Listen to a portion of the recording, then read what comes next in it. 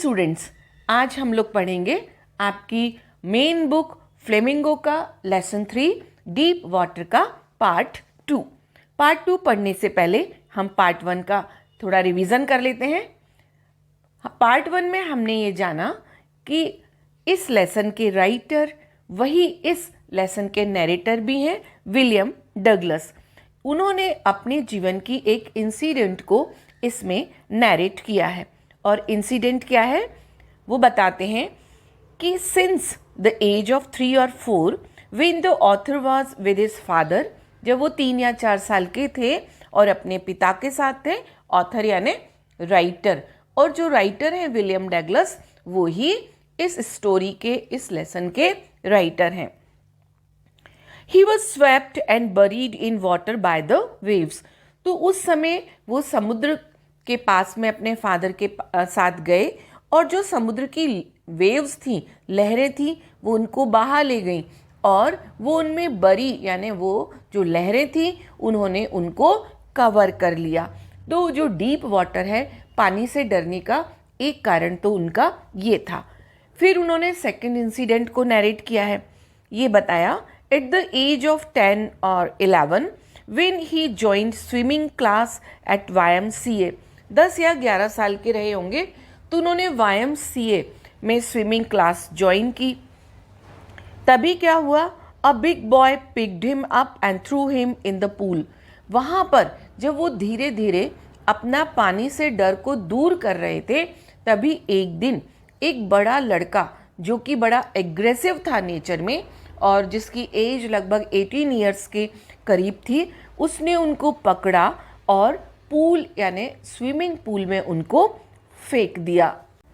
जब लड़के ने उनको फेंका YMCA पूल में तो उनको ऐसा लगा कि वो लगभग उनकी डेथ हो चुकी है। He was almost dead and he described that experience very deeply. और किस तरीके से वो अपने आप को डेथ के से निकालकर वापस पूल के बाहर आए, इस एक्सपीरियंस को उन्होंने बहुत ही डीपली कैसे, इमोशनल लेवल पे उन्होंने कैसे स्ट्रगल किया, मेंटल लेवल पे कैसे स्ट्रगल किया, फिजिकल स्ट्रगल कैसा था उनका, and paralysing fear of droning, और डूबने का भी जो डर था वो ऐसा लग रहा था कि जैसे कि वो पैरालाइज हो रहे हो, जैसे कि उनमें ताकत ना रही हो। उन्होंने ये सारे एक्सपीरियंस पार्ट 2 में बहुत ही डिटेल में डिस्कस किए हैं। So let's start the lesson deep water part 2। Paragraph 7, and then strangely there was light. और तब बड़े ही अजीब तरीके से एक उजाला हो गया। I was coming out of the awful yellow water. और मैं जो येलो वाटर था, जो पानी था जो कि बहुत ही गंदा था, बुरा था, अनप्लेजेंट था, ऑफुल यानी अनप्लेजेंट था, उससे मैं बाहर आने लगा। At least my eyes were, my nose was almost out too. कम से कम मेरी आंखें और मेरी नाक बाहर आ गई। Then I started down a third time. इसके बाद मैं तीसरी बार नीचे की ओर जाने लगा। आई सक्ड फॉर एयर। मैंने हवा लेने के लिए सक किया यानी मुंह से खींचा, सांस ली। And got water. अब वो तो नेचुरल था कि जब मुंह से सांस लेंगे तो पानी के अंदर पानी आ गया, मुंह में पानी भर गया। The yellowish light was going out. और वो जो येलोइश लाइट थी, जो थोड़ा बहुत उजाला था, वो धीरे धीरे जाने लगा। Then all effort ceased. और इसके बाद में ऐसा लगा कि सारे एफर्ट, जो मेरी सारी कोशिशें थी, वो सीज्ड यानी स्टॉप हो गई, वो बंद हो गई। आई रिलैक्स्ड। मुझे ऐसा लगा कि जैसे मैंने थोड़ा सा, मुझे आराम मिल गया। Even my legs felt limp. यहाँ तक कि जो मेरे पैर थे वो भी ऐसा लगा कि लिम्प यानी बेजान हो गए हैं। And A blackness swept over my brain.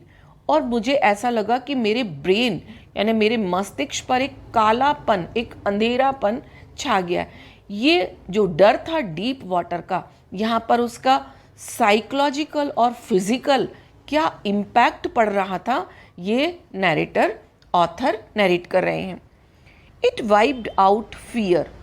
और जब मेरे से ऐसा हुआ मुझ पर, तो पूरा डर वाइप आउट यानी मिट गया। क्यों मिट गया?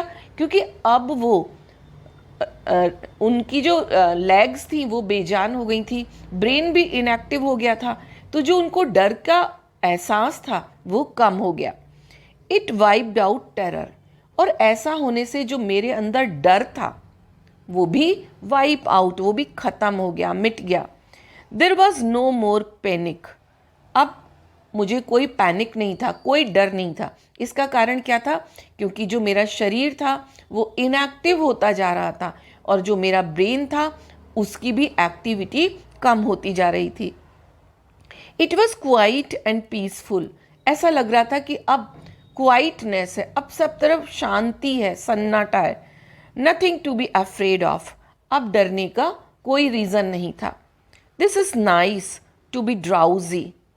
अब मुझे ड्राउजीनेस, जो मुझे एक सुस्ती आ रही थी, जो मुझे बेहोशी आ रही थी, उसमें मुझे ये सारी फीलिंग्स हो रही थी कि everywhere there was quietness, everything was peaceful. और ना उनको कोई पेनिक था, ना कोई डर था, ना कोई फियर था। ये सब किस लिए था? क्योंकि वो जो स्ट्रगल कर रहे थे, फिजिकल, मेंटल, साइकोलॉजिकल, उसके कारण वो इतना थक चुके थे कि अब उनको ड्राउजीनेस आने लगी, यानी नींद आने लगी, बेहोशी आने लगी। To go to sleep, no need to jump. ऐसा लग रहा था कि अब तो वो सो जाए, अब उनको जंप करने की भी ज़रूरत नहीं है। टू टायर्ड टू जंप, क्योंकि वो इतना थक चुके थे कि अब उनमें जो पूल के बॉटम से ऊपर की ओर जंप करने की ताकत नहीं बची थी। It is nice to be carried gently. उनको लग रहा था कि अब तो धीरे धीरे वो चलें। To float along in space. Float यानी तैरना। तैरना जब बॉडी इनएक्टिव हो जाती है तब फ्लोट, अदरवाइज स्विम। तो अब ऐसा उनको लग रहा था कि वो स्पेस में तैर रहे हैं। Tender arms around me. और उनके चारों ओर बहुत ही कोमल बाहें हैं। Tender arms like mother's. ऐसा लग रहा था कि जैसे माँ की गोद में उनको एक एहसास होता है, इस तरह का एहसास उनको हो रहा था। Now I must go to sleep. और अब वो धीरे धीरे बेहोश होते जा रहे थे और उनको लग रहा था कि उन्हें नींद आ रही है। I cross to oblivion and the curtain of life fell. मैं बेहोशी की जो मेरी स्थिति थी, मैं उसको क्रॉस कर चुका था और ऐसा लग रहा था कि अब इस जिंदगी का पर्दा गिरने वाला है। इसका मतलब कि अब उनकी ज़िंदगी का अंत होने वाला है। The next I remember I was lying on my stomach beside the pool vomiting. इसके बाद जब मुझे होश आया तो मैंने देखा कि मैं पूल के बगल में, बिसाइड यानी बाजू में, पेट के बल में लेटा हुआ था और वॉमिट यानी उल्टी कर रहा था। The chap that through me in was saying. और वो चैप यानी जो वो लड़का था जिसने कि मुझे फेंका था, वो कह रहा था, but I was only fooling. मैं तो केवल मजाक कर रहा था। Someone said, the kid nearly died, be all right now. किसी ने कहा कि ये बच्चा तो मर ही जाता, कम से कम अब तो सुधर जाओ। Let's carry him to the locker room. और अब हम इसे लॉकर रूम में ले जाते हैं। Several hours later I walked home. घंटों बाद में मैं घर गया। I was weak and trembling. मैं बहुत ही कमज़ोर महसूस कर रहा था और ट्रैम्बलिंग यानी काँप रहा था। आई शुक एंड क्राइड व्हेन आई ले ऑन माई बेड। जब मैं घर जाकर अपने बेड पर लेटा तो मैं हिल रहा था और चिल्ला रहा था, रो रहा था। I couldn't eat that night. उस रात मैंने खाना नहीं खाया। For days a haunting fear was in my heart. कई दिनों तक मेरे दिल में, मेरे मन में एक हॉन्टिंग फियर, बार बार याद आने वाला डर था। द स्लाइटेस्ट एक्सर्शन अपसेट मी। थोड़ा सा भी एक्सर्शन यानी थकान मुझे परेशान कर देती। अपसेट यानी परेशान करना। Making me wobbly. और थोड़ा भी एक्सर्शन होता तो मैं वॉबली यानी मैं हिलने लगता, मैं ट्रम्बल, कांपने लगता। इन द नीज यानी मेरे घुटने कांपने लगते। And sick to my stomach. और मेरा पेट खराब हो जाता, मुझे इनडाइजेशन हो जाता। I never went back to the pool. इसके बाद मैं कभी YMCA पूल नहीं गया। आई फियर्ड वाटर, और मुझे पानी से बहुत डर लगने लगा। I avoided it whenever I could, और जब कभी मैं वहाँ जाने का मौका भी आता तो मैं उसको अवॉइड कर देता, यानी मैं बचने की कोशिश करता। A few years later when I came to know the waters of the Cascades, कुछ सालों बाद जब मैंने कैस्केड्स, एक नदी का नाम है और कैस्केड का मतलब वाटरफॉल भी होता है, तो वहाँ के पानी के बारे में मुझे पता चला। I wanted to get in to them, मैं उसमें जाना चाहता था। And whenever I did, whether I was wading the Tieton or Bumping River or bathing in Warm Lake of the goat rocks, the terror that had seized me in the pool would come back. ये सारे नदियों के नाम हैं, और जब कभी मैं टाइटन में या बम्पिंग रिवर में या वार्म लेक, जो गोट रॉक्स की वार्म लेक थी, उसमें मैं नहाने के लिए जाने की कोशिश करता, वेडिंग यानी पानी में छपछपाता पैदल चलने की, तो जो वो टेरर था, जो कि YMCA पूल में डूबने का टेरर था, वो मुझे वहाँ से वापस ले आता, यानी मैं डर के मारे इन नदियों में या वहाँ पर नहीं जा पाता। It would take position of me completely, और वो जो टेरर था, जो फियर था, वो जो पैनिक था, वो मेरे ऊपर पूरी तरीके से छा जाता, मुझे अपने पोजीशन में ले लेता, मुझे अपने अधिकार में ले लेता। My legs would become paralysed, और उस डर को याद करते ही जो मेरे पैर थे वो पैरालाइज्ड हो जाते थे, बेजान हो जाते थे।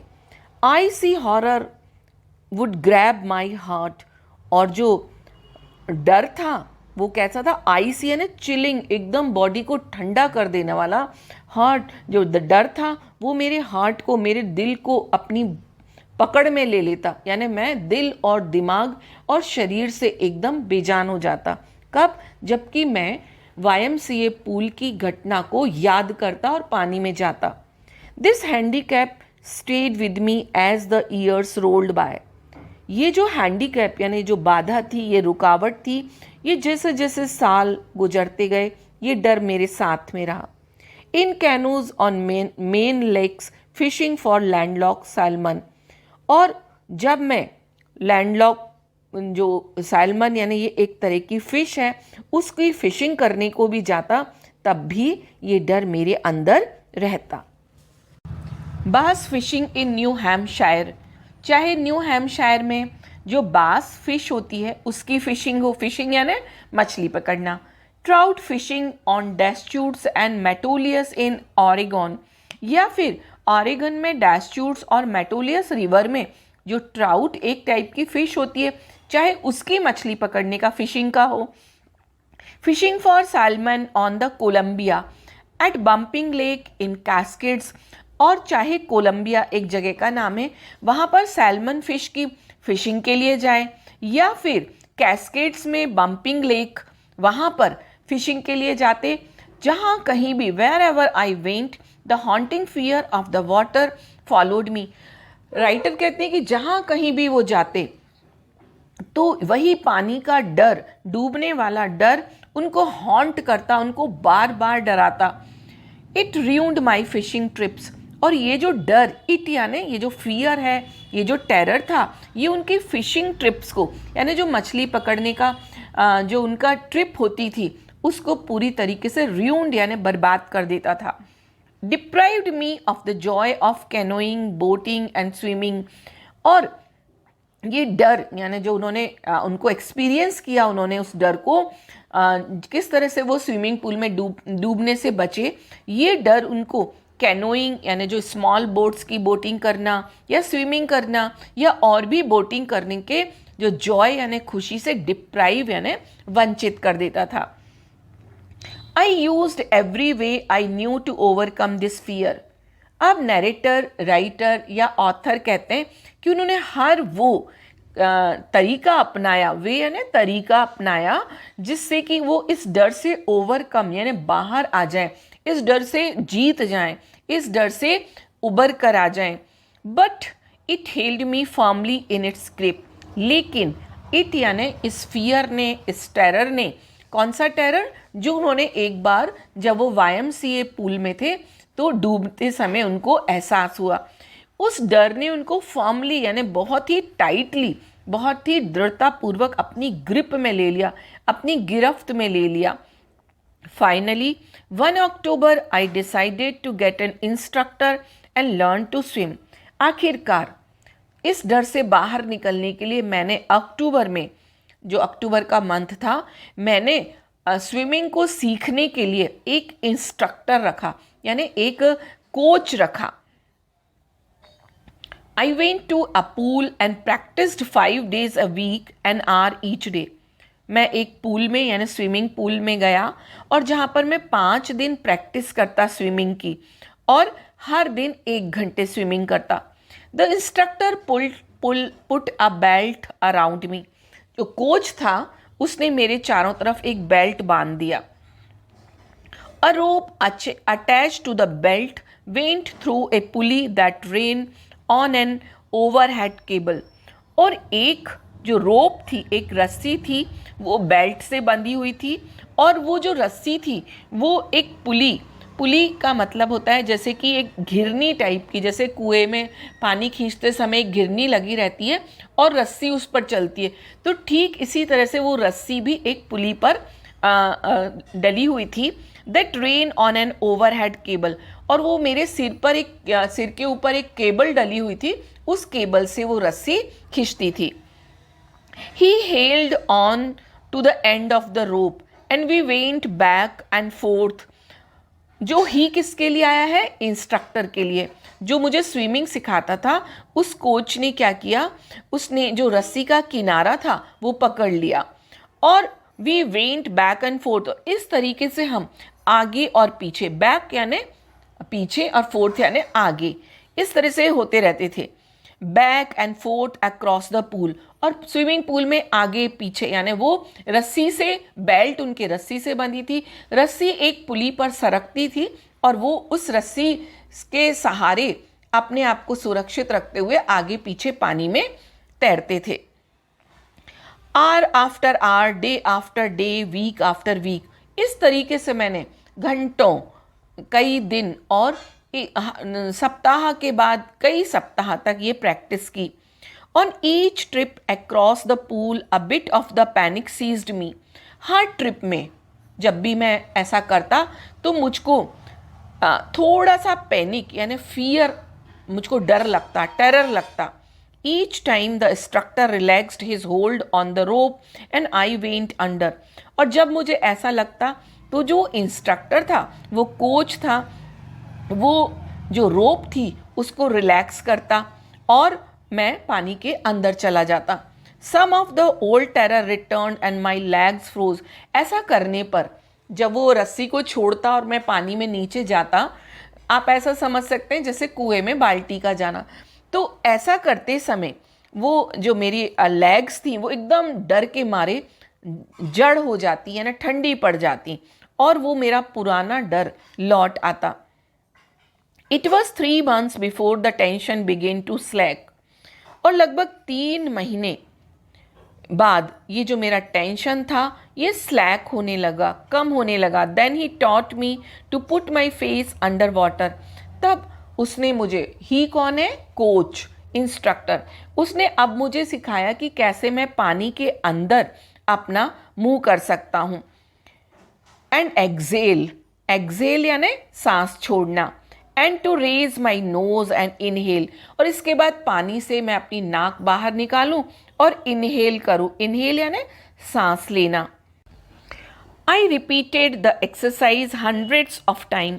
मैंने सैकड़ों बार, हंड्रेड्स बार यानी सैकड़ों बार इस एक्सरसाइज को किया। किस एक्सरसाइज को? कि पानी के अंदर जाकर एक्सेल करना और नाक को पानी के ऊपर निकालकर इनहेल करना। Bit by bit I shed part of the panic. धीरे धीरे, बिट बाई बिट, थोड़ा थोड़ा करके जो मेरे अंदर पैनिक था पानी का, वो शेड यानी वो गिरता गया, निकलता गया। That seized me when my head went under water. कौन सा पैनिक? जब उनका सिर पानी के अंदर जाता तो वो जो उन्हें डर लगता था वो धीरे धीरे कम होता गया। Next he held me at the side of the pool. अगला मेरे कोच ने, मेरे इंस्ट्रक्टर ने क्या किया कि वो मुझे पूल के एक किनारे ले गए and had me kick with my legs, और उन्होंने जो मेरी टांगे थी उनसे किक करना सिखाया। For weeks I did just that, कई सप्ताह तक मैं ऐसा ही करता रहा।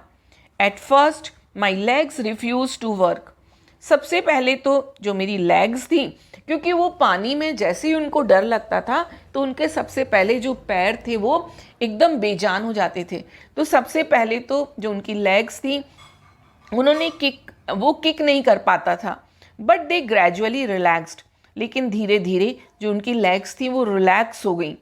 And finally I could command them, और फाइनली यानी अंततः वो अपनी लेग्स को कमांड यानी वो जो चाहते थे वो उनके पैर वैसा करने लगे। Thus piece by piece he built a swimmer, इस तरीके से पीस बाय पीस यानी स्टेप बाय स्टेप, एक एक स्टेप करके ही यानी मेरे इंस्ट्रक्टर ने मुझे एक स्विमर यानी एक तैराक बनाया। And when he had perfected each piece, और जब उन्होंने एक एक पीस यानी एक एक स्टेप में मुझे परफेक्ट कर दिया, he put them together into an integrated whole, और उसके बाद मेरे इंस्ट्रक्टर ने पूरे जो स्टेप्स थे उनको मिलाकर एक मुझे स्विमर बनाया। इन अप्रैल ही सेड, देखो जो लेखक थे उन्होंने अक्टूबर में इंस्ट्रक्टर रखा था, अप्रैल आ गया, तो अप्रैल में उन्होंने क्या कहा, now you can swim, dive of and swim the length of the pool, crawl stroke, उन्होंने कहा कि अब तुम तैर सकते हो। डाइव ऑफ यानी डुबकी लगाओ, जंप लगाओ, और swim the length of the pool, और जितना पूल लंबा है उसकी लंबाई में तैरो। कौन सा स्ट्रोक, क्राउल स्ट्रोक, क्राउल यानी रेंगना, जैसे आप लोगों ने देखा होगा जो स्विमर्स होते हैं वो पानी में रेंग कर भी स्ट्रोक लगाते हैं ना, तैरते हैं, तो उसको कौन सा स्ट्रोक बोलते हैं, क्राउल स्ट्रोक। आई डिड, मैंने वैसा ही किया। द इंस्ट्रक्टर वॉज फिनिश्ड, अब इंस्ट्रक्टर का काम पूरा हो गया था। But I was not finished, लेकिन मेरा पूरा नहीं हुआ था। I still wondered if I would be terror stricken when I was alone in the pool. क्यों? क्योंकि मुझे लगता था कि ऐसा ना हो कि जब मैं पूल में, स्विमिंग पूल में अकेला हूँ तो फिर से मैं डर जाऊँ या मेरे ऊपर फिर से डर हावी हो जाए। I tried it, I स्वेम the length up and down, मैंने बहुत कोशिश की और मैंने जो स्विमिंग पूल की पूरी लेंथ थी यानी पूरी लंबाई में अप एंड डाउन मैंने स्विमिंग शुरू की। Tiny vestiges of the old terror would return, छोटे छोटे, टाइनी यानी छोटे छोटे, वेस्टेजेस यानी ट्रेसेस, जो डर था वो छोटे छोटे टुकड़ों के रूप में कभी कभी लौट आता।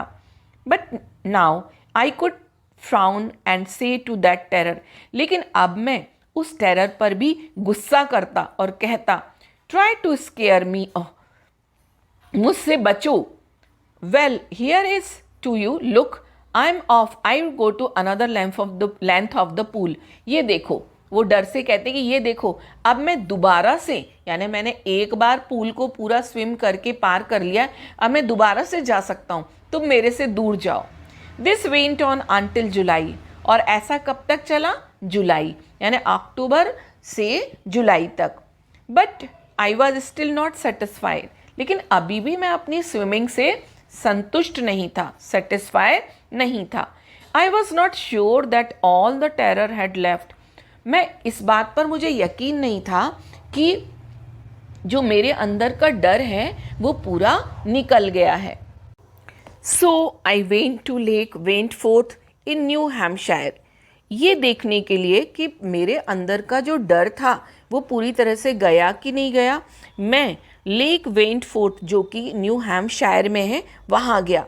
Dived off a dock at Triggs Island, और मैं ट्रिग्स आइलैंड का जो डॉक था, डॉक वो जगह जहाँ पर कि शिप रुकते हैं, ठहरते हैं, यानी बंदरगाह, वहाँ पर मैंने डाइव यानी स्विमिंग करने के लिए जंप किया। And swam 2 miles across the lake to Stamp Act Island, और लगभग 2 मील मैं स्टैम्प एक्ट आइलैंड तक पहुँच गया, उस पूरी लेक के एक साइड से दूसरी साइड तक।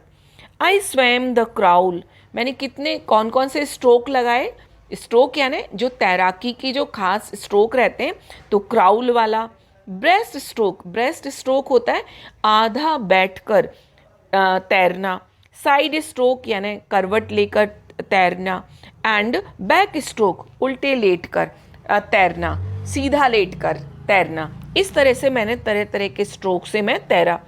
Only once did the terror return, केवल एक ही बार मेरे अंदर वो डर लौट कर आया। When I was in the middle of the lake, जब मैं लेक के बिल्कुल बीचों बीच में था तब मैं थोड़ा डरा। I put my face under and saw nothing but bottomless water. हुआ क्या कि मैंने अपने चेहरे को पानी के अंदर किया तो मुझे केवल बॉटमलेस यानी जमीन कहीं दिखाई नहीं दे रही थी, केवल पानी ही पानी दिखाई दिया। तब मैं डरा। The old sensation return in miniature, तो जो पानी से डर था वो सेंसेशन मेरे अंदर हुआ, लेकिन इन मिनिएचर, बहुत छोटे रूप में। आई लाव्ड एंड सेड, मैं हंसा और मैंने कहा, well mister terror, what do you think you can do to me. मैंने कहा वेल मिस्टर टेरर, यहाँ पे देखिए टेरर कैपिटल टी है, यानी जो टेरर है उसको पर्सोनिफाई किया है, उसको एक व्यक्ति मान लिया गया। तो मैंने कहा मिस्टर टेरर, आप क्या सोचते हैं कि आप क्या कर सकते हैं। इट फ्लेड, जैसे ही मैंने ऐसा बोला और टेरर डर के मारे भाग गया। एंड आई स्वैम ऑन, और मैंने अपनी स्विमिंग को कंटिन्यू किया। Yet I had residual doubts, लेकिन अभी भी मेरे अंदर कुछ डाउट्स यानी शक थे। रेजिडुअल यानी बचे खुचे थोड़े बहुत। At my first opportunity I hurried west, जब मुझे पहली अपॉर्चुनिटी यानी अवसर मिला तैरने का तो मैं वेस्ट साइड यानी पश्चिम में गया। Went up the Tieton to Conrad Meadows, और मैंने अपनी स्विमिंग कहाँ से कहाँ तक की, टाइटन से लेकर कॉनरेड मीडोज, ये सब जो अमेरिका में अलग अलग स्थान हैं। Up the Conrad Creek trail to Meade Glacier and camped in the high meadows by the side of Warm Lake. Meadows में और वार्म लेक, वहाँ पर मैंने अपना कैंप किया। The next morning I stripped dive into the lake, अगले दिन सुबह मैंने स्ट्रिप्ड यानी जो फ्लोटेशन डिवाइस थी या जो भी वो तैरते समय पहनते थे वो मैंने स्ट्रिप किया और मैं लेक में मैंने डाइव यानी जंप किया। And swam across to the other shore and back, और मैं लेक के दूसरे किनारे पर पहुंच गया और फिर से लौट कर आया। Just as doc Coffroth used to do, ये एक व्यक्ति का नाम है डॉग कॉर्प्रॉन, जैसे कि वो तैरा करते थे। आई शाउटेड विद जॉय, जब मैंने इस तरह से स्विमिंग की तो मैं खुशी के मारे चिल्ला उठा। And Gilbert Peak return the echo, और जो वो पीक था, वो पर्वत था, वहाँ पर गिलबर्ट, वहाँ पर मेरी खुशी की जो चीख थी वो इको यानी गूंजने लगी। I had conquered my fear of water, और फाइनली मुझे ये समझ में आ गया कि मैंने इस पानी के डर को कॉन्कर कर लिया, उसको जीत लिया है, उस पर विजय प्राप्त कर ली है। The experience had a deep meaning for me, experience यानी अनुभव, कौन सा अनुभव, जो उन्होंने अभी स्विमिंग में किया, बिना किसी डर के उन्होंने स्विमिंग की, तो ये एक्सपीरियंस उनके लिए बहुत डीप मीनिंग था, इसका बहुत ज़्यादा उनके लिए मीनिंग था। As only those who have known stark terror and conquered it can appreciate, और मेरे इस अचीवमेंट को केवल वो ही लोग समझ सकते हैं जिन्होंने कि स्टार्क टेरर यानी किसी भी खतरनाक डर को जानते हो और फिर उस डर पर उन्हें जीत हासिल की हो, वो ही मेरे इस एक्सपीरियंस की तारीफ कर सकते हैं। In death there is peace, there is terror only in the fear of death, as Roosevelt new.